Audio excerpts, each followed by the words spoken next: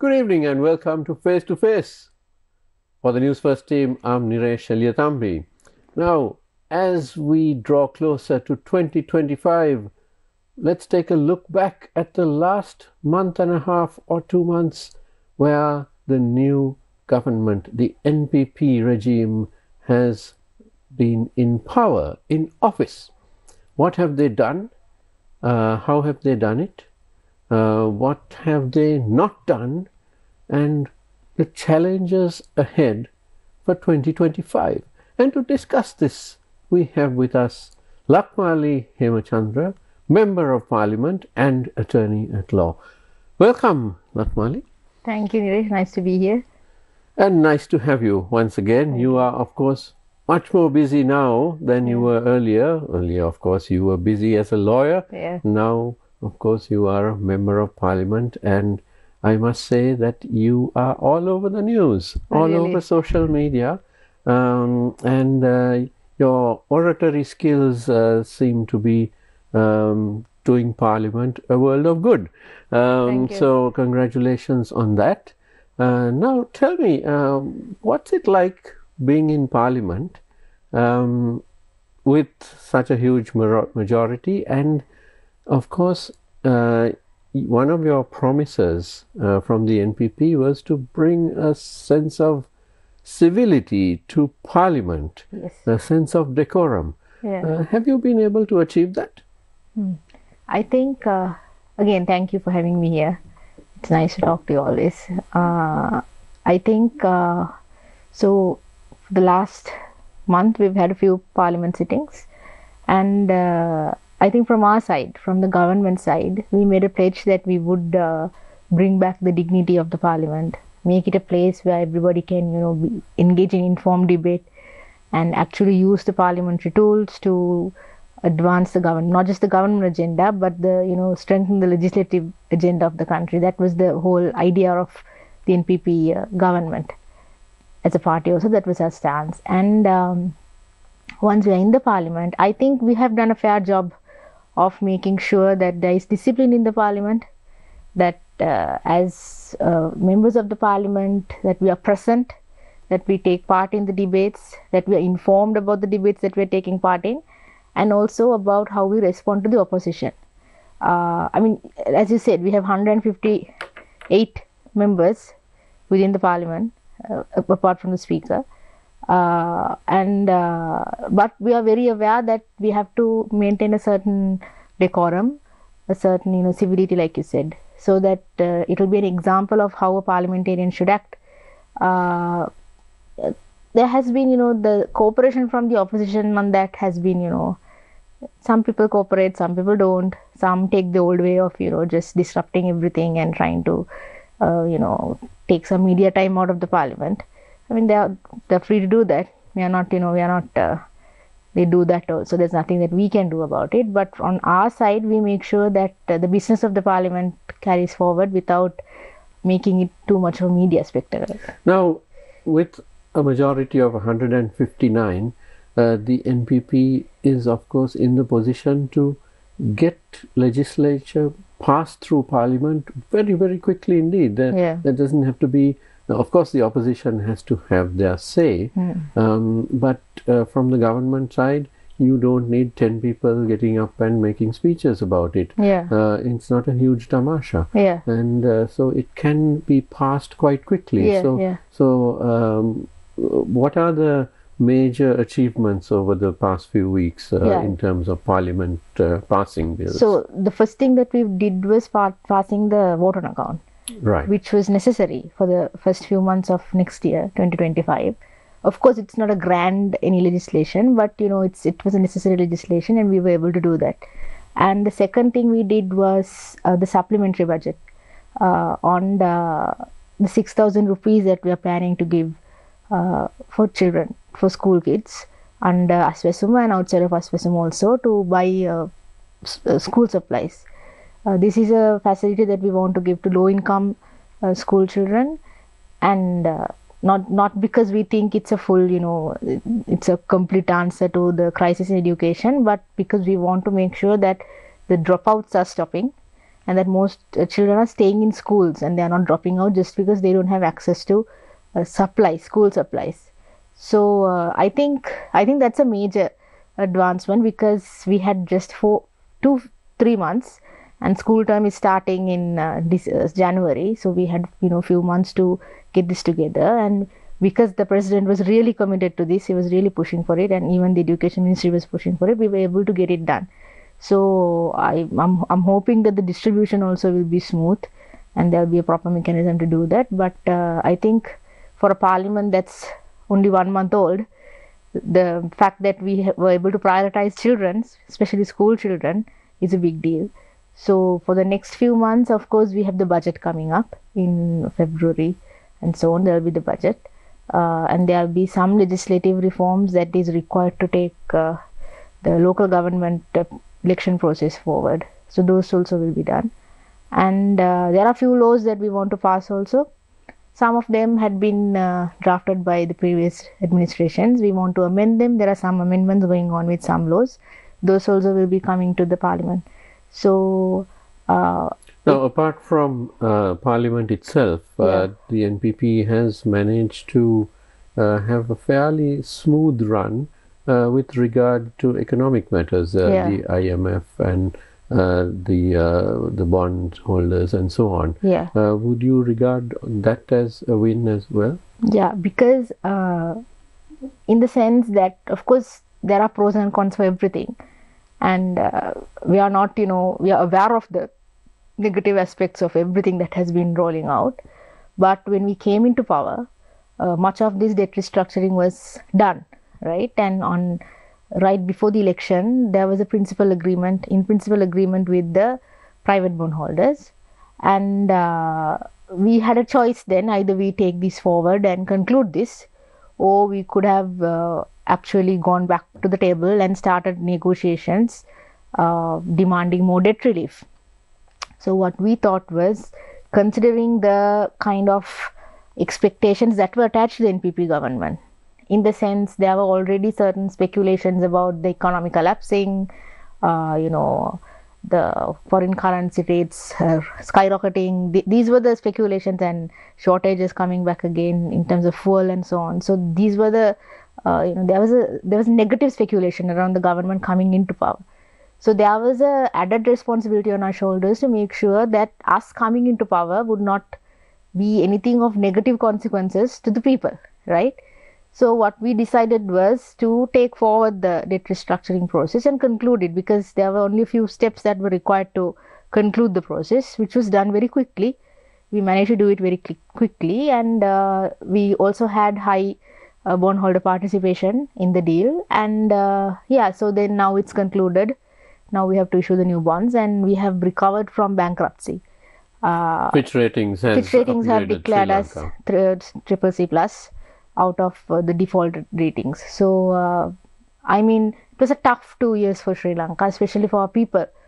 Bankruptcy was especially hard hitting for our people, for the poorest, for the lowest income earners, and even for the middle income earners. It was a hard time, and we are aware that there's a long way to go to come out of that recovery, and there are certain risks attached to the decisions that we have also made. That's true. But we want to make sure that this doesn't affect our people in a way that will create a situation where everything is spiraling down. So that was the main concern. So we are sticking to the deal, and we are going forward, and we want to make sure. So we are also making sure that debt sustainability is not just externally assessed, it has to be internally assessed. There has to be internal controls on indebtedness and the debt we take, and debt management. Of course, there are laws that are already in place, but I think we have to have our own sense of what is sustainable to the country and how to go forward.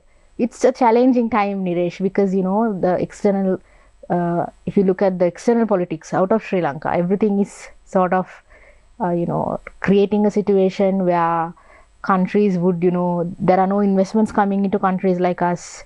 You have an administration like Trump administration in USA, which would have more protectionism coming into their countries. We're assuming Europe will also follow suit. So it's going to be a tough time, but we have to make sure that our people are protected, and to do that we have to take decisions that actually, while we go forward with a structural reform, I mean, we believe that there has to be structural reforms in our economy, and those reforms have to be done in a way that actually smooths people into those reforms. It's not in a harsh way, right? So everything that we do will be with people at the center. So no, Lakmali, one of the criticisms early on was that there was no 100-day program, which was something that many governments sort of publicized earlier, so people would know, okay, in 100 days, this is what they're trying to do. So there was no such program, but of course now people can see that progress is being made. But let me ask you, now we're at the end of 2024. 1 year from now, what achievements would we have? Because now it's only been a month and a half. If in 1 year's time, what would Sri Lanka look like? What would it be? Where would we have gone in terms of where the government wants Sri Lanka to go? So I think in terms of where do we want to go, so many of the problems that we have right now, especially in terms of food security and food prices. So those, I mean, there's a special presidential committee under the president, which involves several ministers also, agriculture and trade, which will be looking at this very closely, because this seems to be a crisis in Sri Lanka right now. We also acknowledge that, and we want to make sure that that problem is resolved within the next year, that there'll be some mechanisms and there'll be some foundations that we can put in place which will take this this situation into a direction where it's getting resolved, right? And I think 1 year is, of course, for the things that we want to do, 1 year period is, of course, the time that we have to lay the foundation. I mean, that this is what we can say that in, yes, previous governments had within 90 days we'll do that, within 100 days we'll do that.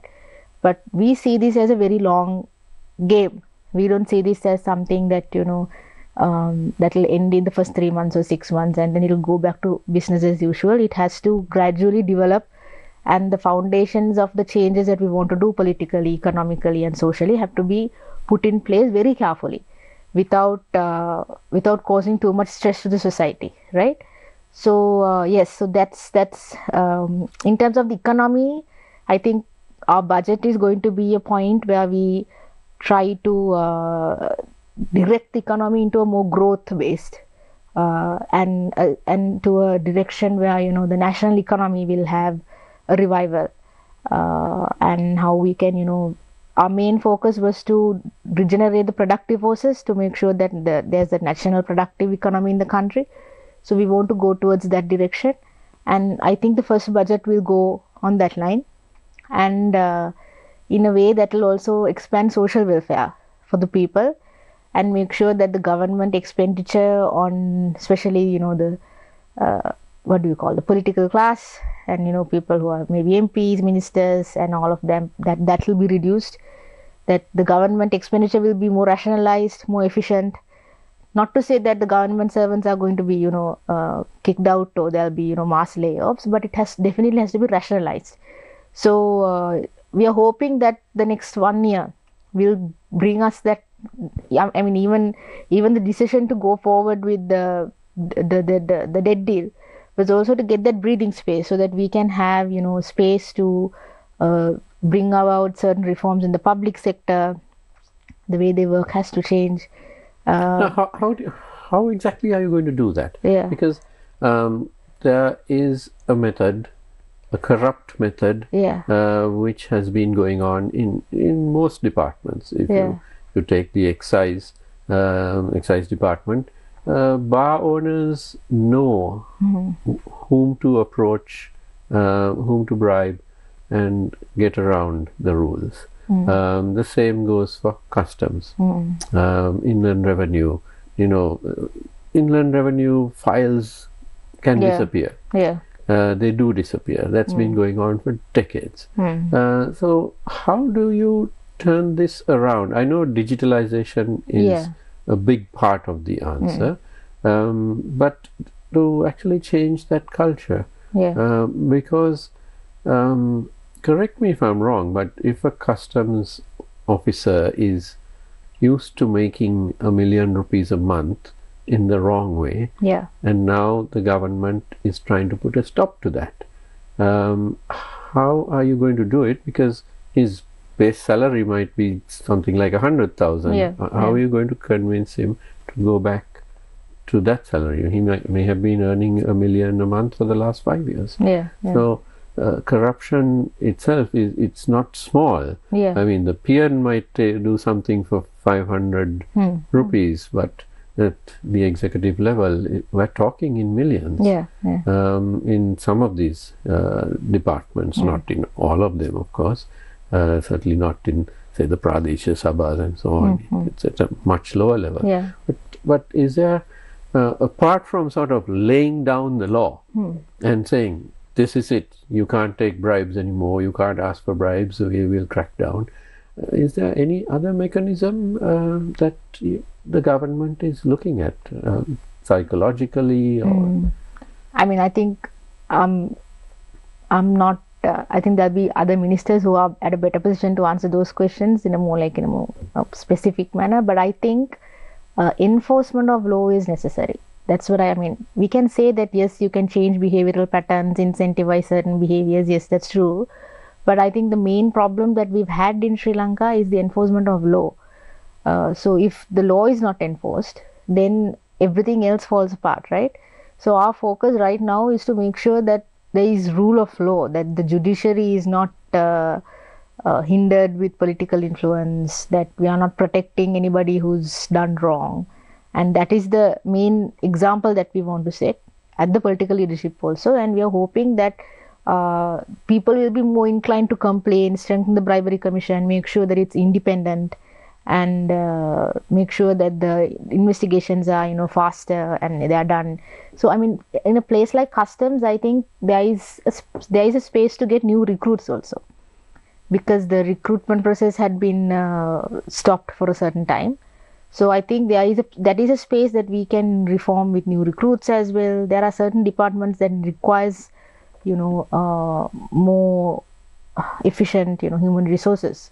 So I think that we have to address those aspects also. But Lakmali, now you spoke about the right to complain, that you hope that the public will use that this space that you have created and actually send in their complaints. But the public has a very dim view of these institutions, whether it's the bribery commission or inland revenue or excise or customs or the police themselves. People have there's a lack of trust, and it's very understandable. Decades of corruption and abuse of power within and outside those departments has led to a lack of trust. So how shouldn't you have another mechanism where perhaps hotlines to call which are independent of these departments? Some of those hotlines are already in place. For example, with the rice shortage issue that we have been facing, we have a hotline in place to inform if the rice is being overpriced and sold. So we are, and I think in the Women's Affairs Ministry, the hotlines that were previously used are being strengthened, and we are making sure that those are active, and there are new hotlines also being introduced. Those are also there. But like you said, I think the main challenge that we have as a government, as a political leadership, is to make sure that the state machinery and especially at the top level, the officers are cooperating with the government, and because they have a lot of power. We have to be like, they also have a lot of power, and they have been in this longer than some of us have been in it. So yes, that's true. Like, we have to make sure that they are completely controlled by the political leadership, not in a way that interferes with them, but in a way that that makes sure that people's rights are protected. I think that is and I think Nilesh, it will get better once the local governments and the provincial councils are also held, and because right now we have just 260 elected officials in the state machinery, right? You don't have anybody at the local government level, and you don't have anybody at the provincial council level. So once those are also politically appointed, elected, then there'll be better oversight over how the state machinery is running. The fact that we haven't had them for a really long time, I think, has also strengthened certain malpractices, and so that it doesn't democratize the state once you remove elected officials out of it, right? So I think we are going to use that in the next 1 year. That's why we are prioritizing elections also, even though it is a drag. It is, there's a lot of election fatigue. The fact that we don't have these institutions running, the local governments and the provincial councils, is a bit of a burden for the central government, because now we have to make sure that everything is done at, even the local level problems are coming to the MPs and even to the president sometimes. So these can be resolved at a lower level, and complaining is also much more efficient when it's resolved at a lower level. So for example, aswesuma, we have been receiving complaints a lot about people who are getting aswesuma who shouldn't be getting aswesuma, right? The eligibility of some of the recipients are being challenged, and we are aware of it, right? But to make sure that this system is reformed, we have to also make sure that there is much more oversight at the local government level, which we don't have right now. So we have to get into that. And I hope, this is something that I personally believe we need to come up with, new guidelines and new rules, maybe for the public sector officials to use, and guidance also. They also need certain guidance to make sure that they're following the government's policies and principles. How do you sort of, in practice, set that in place? Let's take an example. 2 days ago, a young attorney at law who had just walked down to a shop near his house in his neighborhood was accosted by 3 plainclothes policemen who demanded to see his national ID, and he didn't have it with him. I mean, that's quite normal. If you're walking 100 meters from your house, you don't even I don't bother. have my ID with me. And then they had taken him in a 3-wheeler and assaulted him. These are the allegations. And then when his wife had come to the police station, she had also been verbally abused. And we are talking about not one policeman, multiple policemen. And we are not talking about one incident also. And it also happened within a police station. So this is the lack of trust that I'm talking about. So I mean, I believe that those three they were transferred. But in my point of view, the entire police station should be dealt with, because this should not happen within a police station. So after we came into power, Niresh, we have actually remanded police officers as well, right? And there have been several transfers. The reforms in the police is taking place. I mean, as you said, it's an institution that has a track record of being problematic, right? As a lawyer who had practiced and who still practices, I know how inconvenient and how terrible the police can be towards people, especially when you don't have power, right? So it's true that there's nothing to defend about that. And I think the fact that was why, I mean, when we came into power, there was no IGP, and we made sure that there is a acting IGP was appointed. And I think he has done a fair job of making sure that there is some level of accountability from the top. And there are investigations going on there are a lot of internal investigations going on. So we actually encourage people to make complaints, to use institutions like the Human Rights Commission. I know some of those are expensive. I mean, we are not asking you to file a fundamental rights case or anything, but make sure that the issues, I mean, even the fact that this case was brought on in the social media, it actually, I mean, this is something that I keep saying, the fact that people are talking about their problems in the media or the social media is not a problem for us. I think it actually helps the government, because we know that there is a problem, and we can see it, right? So as long as you're not doing it in a malafide intentions, with bad intentions, I think it actually helps us, because we also don't have the resources to see everything that's happening. I mean, we monitor newspapers to see whether there are problems reported every day. We monitor social media to see what kind of problems people are talking about. But then sometimes these incidents can happen. I mean, not sometimes, I'm pretty sure this happens every day at some police station in Sri Lanka, to be honest. So I think it's also, it's extremely important to set good examples where, where officers who do this are punished. This is what I say. I mean, it's as somebody who has seen harassment at different levels, from universities to, schools and everywhere, right? It's very important that perpetrators are punished. Otherwise, they keep repeating these behaviors that it won't stop. And we also need to make sure that the police has proper capacities, training and equipment and everything that they are actually required to be a better police service, I feel. So, because the problem we have right now is police has been trained to act against people for a really long time, and they are also not efficiently used. And I mean, if you've seen for the past few weeks, the whole discussion has been about removing VIP security, right?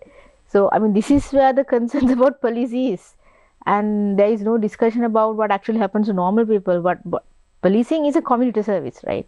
Well, it's not. In Sri Lanka, it's not it at the is moment. not a community absolutely service. Not. Absolutely not. In most cases, in many cases, if you call the police and say that something has happened, I know, I've done that, and you know how it works. They tell you to come and file a complaint first, and then in many cases they will tell you to find the person responsible and bring that person as well. So it's and then community patrolling by police is minimal. It's abysmal. I mean, it's pretty bad in Colombo. Outside Colombo, it's almost non-existent. So the police actually serve very little purpose in community service. Of course, they are necessary, certainly, but they need massive reforms.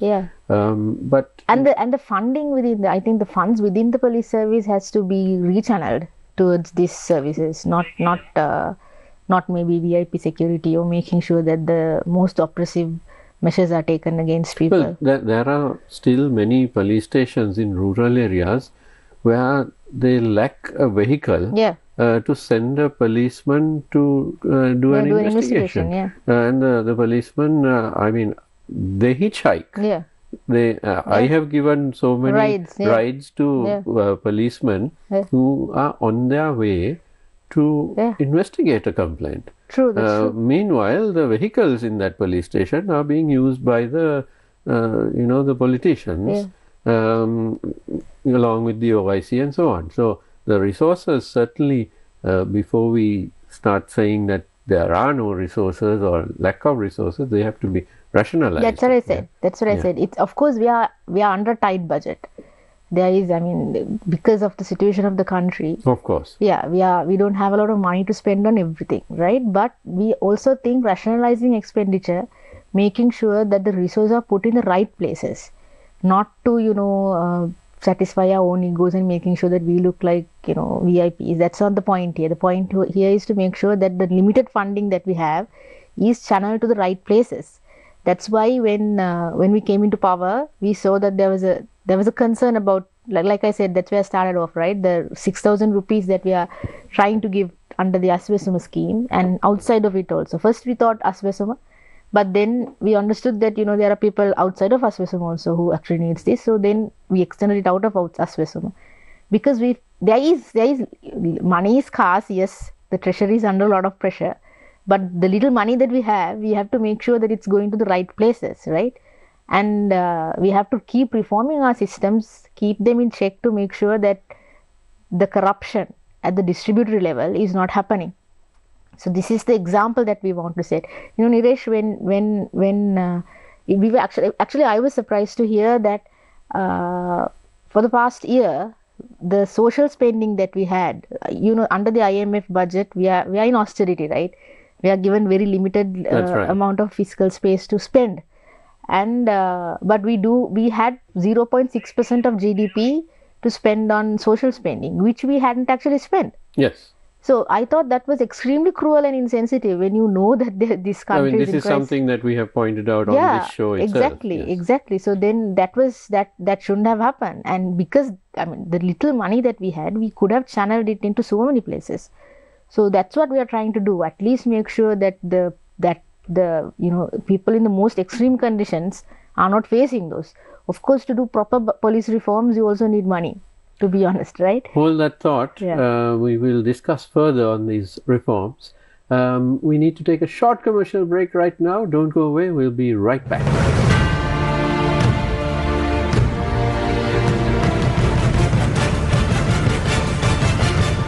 A trusted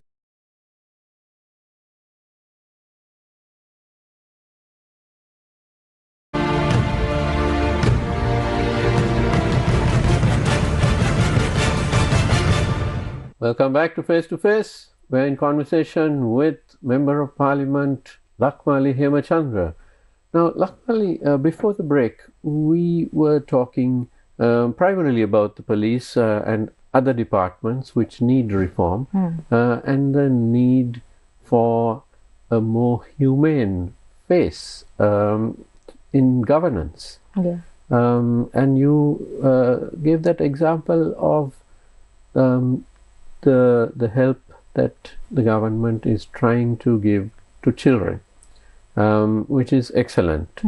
But what about the reforms which are required throughout society, not just in government, but throughout society, where women are concerned, where elderly are concerned, where differently abled people are not treated well? I mean, we have become in many ways a jaded society, a society which doesn't help, which is not empathetic to others. And of course, it started with the leadership. When you have a president who doesn't care, as some of our presidents certainly didn't seem to care about the people, that filters down. I mean, it's not just presidents, but cabinet ministers, other politicians, and we are a nation, after all, which fixates on our leadership. Yeah. You know, the way our leaders behave, we behave. Yeah. So, you know, for people such as myself, who've lived many decades, we have seen Sri Lankan society changing for the worse. How do you roll that back? Now, what you guys are doing is bringing in reforms to roll it back within government. But how do you get this through to the people as well? How do you get them to behave better towards their fellow citizens? How do you get them to stop offering those bribes? How do you make this behavior change? I think it has to start at education, right? Which is why we're stressing a lot on education, because that is where we actually learn what we do. Schools, preschools, this is where children are trained into the society, right? And I think as a society, as a country, we have gone through a period of such regressive policy making. In terms of, there have been certain policies that are good, and those. I'm not saying that entirely this was 100% black. No, there have been certain advancements in certain areas. Yes, that's true. But then, if you look at the way the country was governed, if you look at the way the public space was so, corrupted by all of this. This is a space that we all have to talk about, right? This is what I said. Like, now, at least we're talking about real problems that people have. But let's switch it back to 2-3 years ago, or 5 years ago. It was a toxic society. We were basically witch hunting our own people, and there was a lot of racism. There was a lot of impunity about crime. There was no space to talk about crime. Criminals were protected. So this was the culture that we have been developing for a long period of time. So that has become entrenched in not just in our state institutions, like you said. It has become who we are as a people, right? But I think, Niresh, it's very important. This is why I keep saying that it's very important that people voted for us, because there was nothing that we could offer other than, there was no bribes. There was nothing that we could materially give people. So it was just a belief that this country and, our future generations can actually become better and be different, right? So the fact that people decided to go with that agenda itself, it shows that it's not entirely negative, right? People are trained into a certain way of living and thinking, but there is also this little hope, and there is, that there is a chance that they also believe that this society can change, which is why it's extremely important that as politicians, as the government, we behave in a way that doesn't give people any doubt about whatever the goodness that they believe, right? Because they believe that good can be done, and as people who are elected to do that, we have to be very accountable to that hope. So that is the number one. That's why we are always told, you have to make sure the mandate is what we have to follow. And so that I think, like you said, the example of that can actually make a huge difference, but that itself is not going to be enough, right? So to protect certain, let's say women face so many issues, from sexual violence to unemployment. There are so many problems that women face. So we have to make sure that there are specific policy reforms, like let's say workplace harassment. This is something that I'm personally invested in. There has to be workplace harassment laws. Otherwise, there's no way of making sure that women are not harassed at workplace. We have to make sure that public transport is harassment free, and to do that you have to make sure that our drivers, our conductors, and they are aware of it. Not just that they're aware of it, there has to be a system where complaints are taken, they are processed quickly. So our public transportation has to change. So without doing that, there's no point in just setting an example, because just because I don't harass women or you don't harass women, that doesn't mean that everybody else will follow that example, right? There has to be preventive mechanisms. So it's a hard job. It's a hard job in the sense there are so many areas that we haven't focused on. Like you said, elderly. Think of the orphanages, right? Children that don't have both parents, or children who are abandoned by their parents. Who's taking care of them?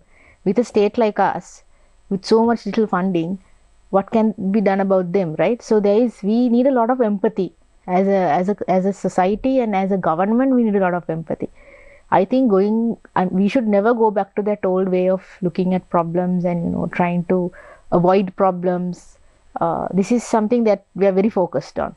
No, Lakmali, we have a lot of laws. Yeah. If you take women's rights, children's rights, I'm not saying the laws are perfect, but we do have a lot of them. Yeah. It is simply that they're not enforced. They are not enforced by government, by the government agencies which are supposed to enforce them, and at the same time, society has got used to that. Yeah. And society doesn't care tuppence for the law either. Yeah. We break laws. People who would drive very well in another country, if they are working, say, as a driver in the Middle East, driving heavy vehicles, when they come back here, how do they drive? They'll break every traffic law in the book. Yeah.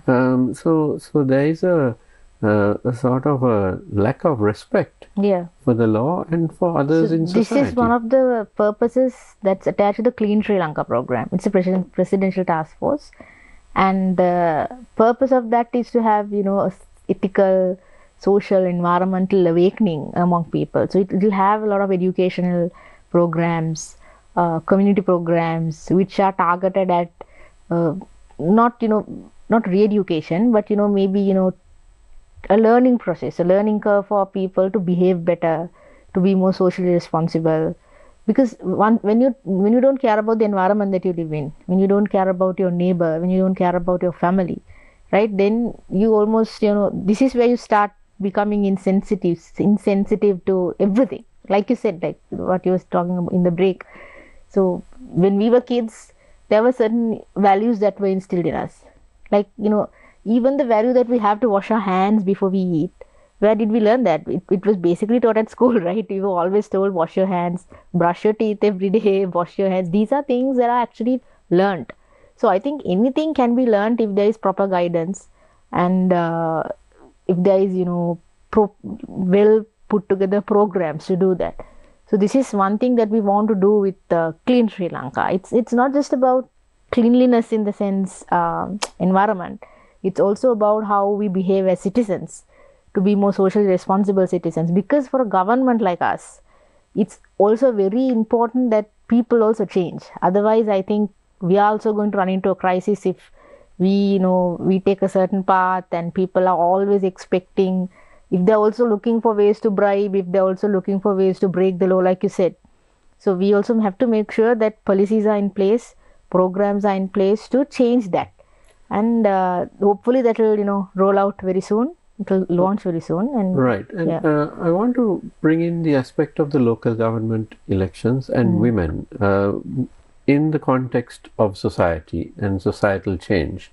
Now, we have a 25% quota for women, which was enforced during the last election, local government election, that is.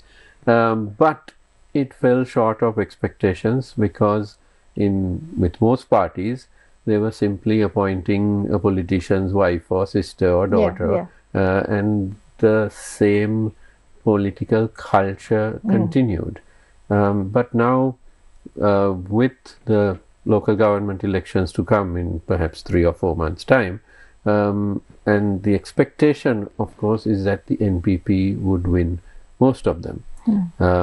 That's what the political pundits are of the opinion. So in that sense, do you see something of a revolution at that local government level? Because the NPP has a policy of not appointing this one and that one, but bringing in genuine leadership. So I think even at the parliamentary election, we were able to even for me, I wouldn't have been given a ticket under any other political party. I'm 100% sure of that, right?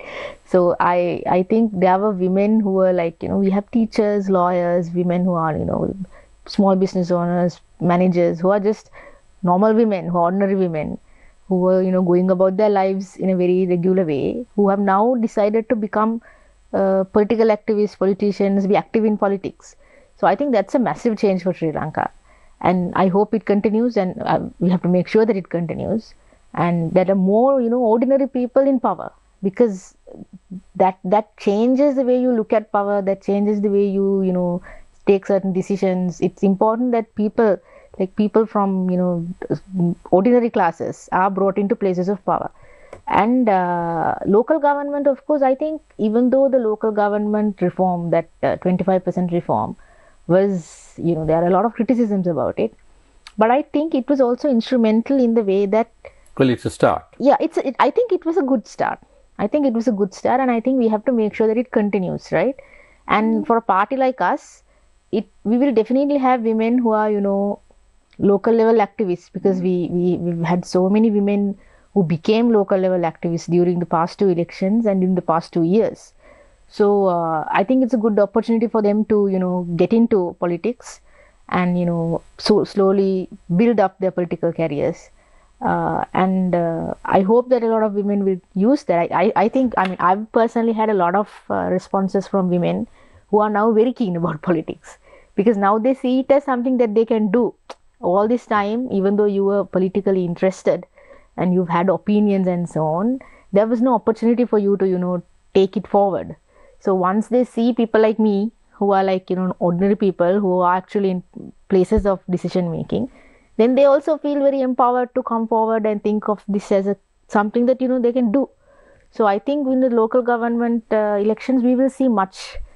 I think we'll have a larger number of women coming forward. And I think, I personally welcome that. I think it's a really good thing. And I hope that, there'll be, at the provincial council level also, I think there'll be more women coming. So I definitely think it's good for the country that women are coming into politics, because they are more community oriented. They are, I think they are, less corruptible also in a certain way, and more countable. And I think it'll bring a new culture into politics once you have more women in politics. I think it's instrumental in the way, the social change that you're talking about, having more women in places of decision making, not just in politics Niresh, I also feel even in, even in corporates, even in trade unions, even, in any other places of judiciary, we have a chief justice who's a woman now. So, and in the police, you have more women in the leadership. So I think in everywhere, if you have a balance of women in power, in places of decision making, it actually brings a new flavor to the whole process, right? And it's important to get that. And I hope we have, and minorities also. We also need more minority participation. I mean, that's something that we need to develop on. Something that we Sri Lanka is actually a hodgepodge of communities, yeah, not just racial or religious, but if you take now we have a high number of differently abled people. Yes. Something like 8.3%. Yeah, because of the war which and is yeah, very high. Yeah. From the war plus a very high number from traffic accidents. Yeah. So these are the differently abled should have a big voice in our society. Unfortunately, the laws have not, the regulations and laws which are already there haven't been applied. And people have gone all the way to the Supreme Court, and the Supreme Court has ruled, I think, twice on this matter, and circulars have gone out to all government institutions, but nothing happens. So this again, the impunity with which public officials have acted with regard to these laws, it's quite maddening. Because now, if you take, you mentioned public transport. A differently abled person cannot get on a bus, not a CTB bus, not a private bus, nor on a train. It's not possible. I mean, even for a healthy person to get on a train is quite difficult because of the way the steps are structured. So differently abled, and then you have the elderly people. Anyone who's over 60 years old, 65 years old, can't go in a train, and it's very difficult to even try to get on a bus because you might end up getting run over by the bus, because elderly people take a lot longer to climb up because these buses are not designed for them. So now the laws are there, the regulations are there, but they have been flouted for decades. I think the differently abled laws came in, I think, as far back as 1996. Right. But 28 years later, there's not a single bus or train. This is what happens when you have laws, not because you have the political will. I think this is something that I think, unfortunately, this is something that happens to countries like us because we are under so much international scrutiny. Some laws are implemented or passed in the parliament or passed in other, legislative assemblies because it'll tick a certain box. But then they are not financed properly. For the law to be implemented, it has to also be budgeted. This is why this gender sensitive budgeting and all of that is important, because without, like I said, that's why I stopped about the police also. To do anything you need money. So if you are not funding the reforms, you can't actually carry them forward, right? So that's a challenge that we have as a government. That's a massive challenge that we have because as many reforms that we want to do in the areas of disability, in the areas of women, children, there are so many things that has to change, and it has to be done fast also. But then we are actually short of money. That's a problem that we have. So we have to make sure that revenue generation becomes, that's a focus that we have. That how do we make the revenue administration, revenue generation efficient, and how do we make this money that actually can, fund all of these reforms? Otherwise, we can just talk about it every day. But, even for me, without money, how do you implement certain laws? This is specific. Like, let's say buses. Do we now have the money to, get the buses that actually, are friendly for disabled people? We don't. So I think we should find that money. I think if there is a will there, you can actually find that money. And I hope this is something that we can take forward, talk about, and so this is the whole idea, no, Rilesh, that you talk when you talk about these issues only, that it comes to light, And I think, I mean, this is something that to be honest, this is something that I was also not, fully aware of. Like when you say this, then I'm also thinking, yes, that's true. That's something that we need to, think about. So hopefully there will be, I think we'll be able to do these changes. I think we should.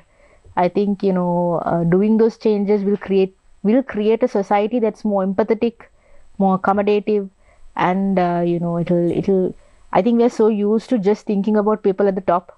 That is how we look at the economy, about the society, right? If the people at the top are doing good, if they are well, then we are assuming that everybody else is okay, right? This whole... But that trickle down economics theory didn't work. Didn't work, and it's not just for economics, like you said. It's not just, people are not just poorer, they are also socially poorer.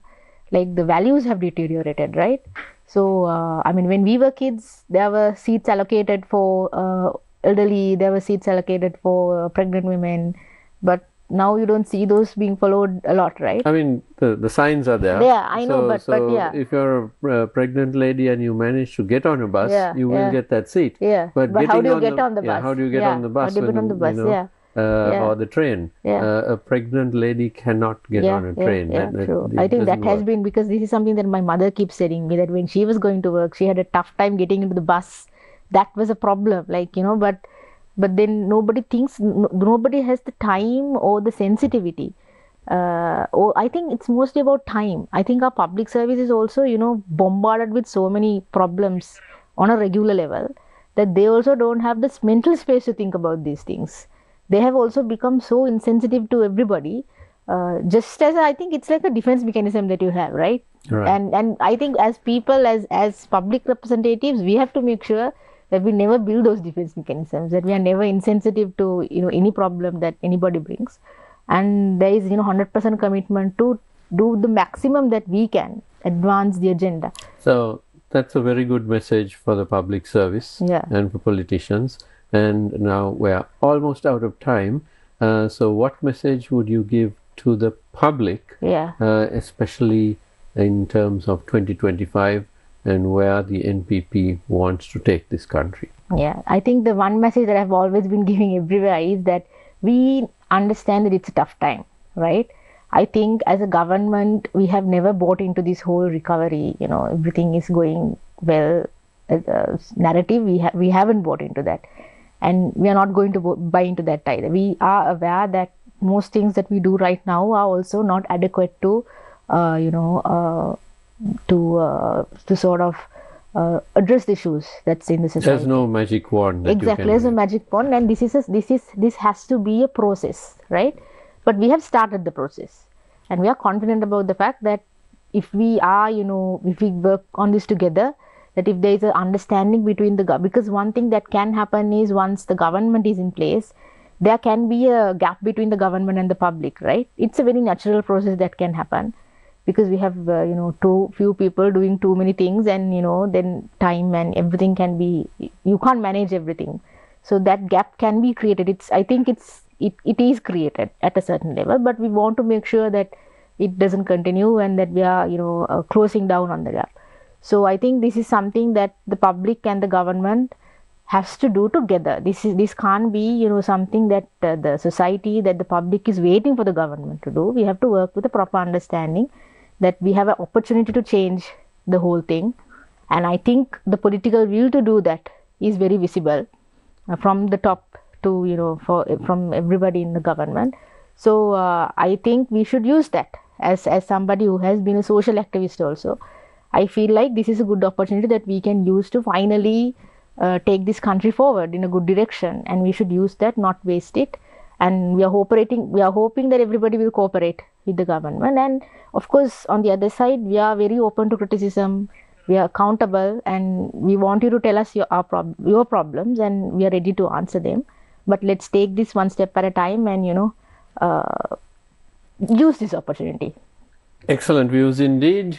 And I'm afraid we are out of time. My thanks to Lakmali Hemachandra, Member of Parliament and Attorney at Law, for being with us this evening. Thank you, Niresh, for having me.